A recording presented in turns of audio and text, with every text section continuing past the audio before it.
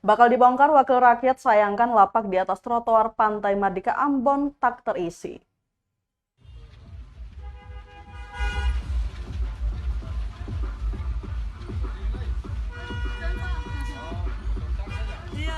Pemerintah Kota Ambon berencana membongkar sejumlah lapak kosong di atas trotoar Pantai Mardika Ambon. Pasalnya lapak yang dibangun di atas trotoar Pantai Mardika Ambon untuk pedagang yang terdampak revitalisasi itu hingga kini tak ditempati pedagang. Menanggapi hal itu, Ketua Komisi 2 DPRD Kota Ambon Kristianto Laturiu meminta pedagang segera mengisi lapak kosong yang ada di atas trotoar Pantai Mardika Ambon. Hal ini agar puluhan lapak itu tidak jadi dibongkar. Dikatakan penertiban tidak hanya fokus pada lapak yang ada di Pantai Mardika Ambon saja, namun juga sampai di Jalan Slamet Riyadi. Sebab di sana masih banyak lapak juga yang tidak ditempati pedagang dan masih tertutup. Kalau memang tidak mau ditempati dengan alasan bahwa lokasi itu tidak sesuai dengan keinginan pedagang, maka harus disampaikan.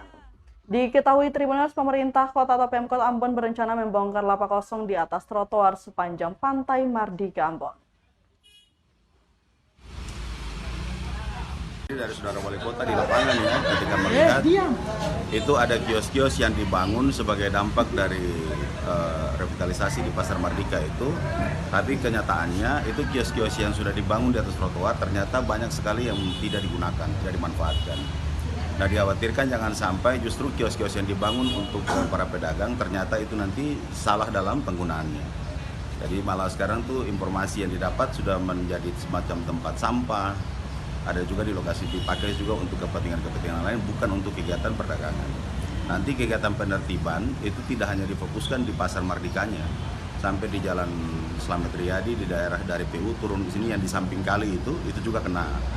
Itu juga disampaikan karena memang masih banyak sekali di situ beberapa kios itu yang sampai beberapa waktu yang berjalan itu ternyata masih ditutup, itu tidak pernah dipakai.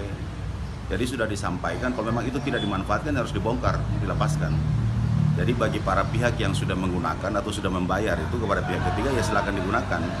Tapi kalau tidak dipakai mesti disampaikan itu peruntukannya untuk apa. Jangan sampai nanti persoalan penataan di situ menjadi tidak jelas lagi. Nah, sampai di pasar oleh-oleh saya mendengarkan informasi itu juga nanti akan dilakukan penertibannya.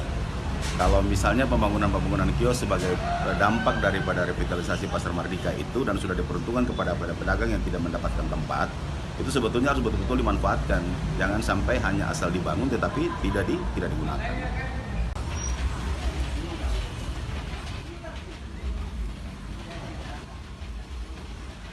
Terima kasih sudah nonton. Jangan lupa like, subscribe, dan share ya.